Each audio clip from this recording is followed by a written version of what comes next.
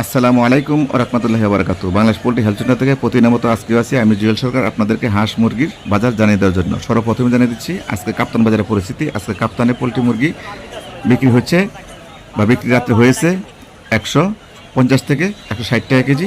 সোনালী মুরগি বিক্রি হয়েছে 380 টাকা কেজি। কালারবার্ড বিক্রি হয়েছে 360 টাকা কেজি।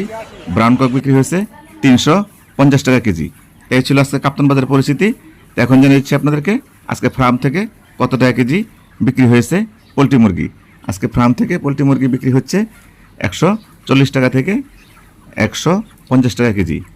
সোনালী মুরগি আজকে ফার্ম থেকে বিক্রি হচ্ছে 310 টাকা থেকে 320 টাকা কেজি। কালারবাট মুরগি আজকে ফার্ম থেকে বিক্রি হচ্ছে 280 টাকা থেকে 300 টাকা কেজি।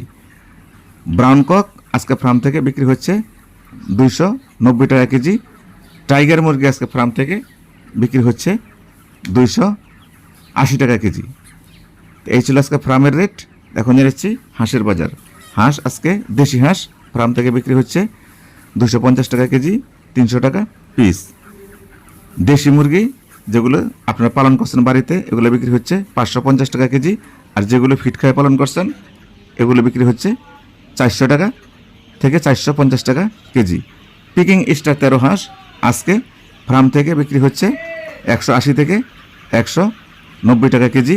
তবে যেগুলো 4 কেজি এগুলো বিক্রি হয়েছে 220 টাকা কেজি। এই ছিল আজকে হাঁসের বাজার। এখন জানা দিচ্ছি আপনাদেরকে সাদা লেয়ার মুরগির বাজার। সাদা লেয়ার মুরগি চলতেছে 260 টাকা থেকে 270 টাকা কেজি। এই ছিল সাদা লেয়ার মুরগির বাজার। এখন জানাচ্ছি আপনাদেরকে লাল লেয়ার মুরগির বাজার, যেটা লাল ডিম পারে।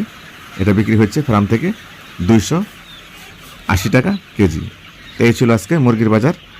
তো সবাই ভালো থাকবেন, নিজের প্রতি খেয়াল রাখবেন, আপনার প্রতিবেশীর প্রতি খেয়াল রাখবেন। আপনার আম্মু যদি বেঁচে থাকে অবশ্যই তাদের প্রতি যত্ন নেবেন।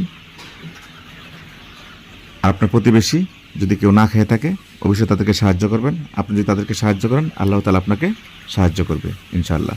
5 ওয়াক্ত সালাত জামাতের সাথে আদায় করবেন। এই বলে আমি জুয়েল সরকার আজকের মতো বিদায় নিচ্ছি। আসসালামু আলাইকুম ওয়া রাহমাতুল্লাহি ওয়া বারাকাতুহু। আল্লাহ হাফেজ।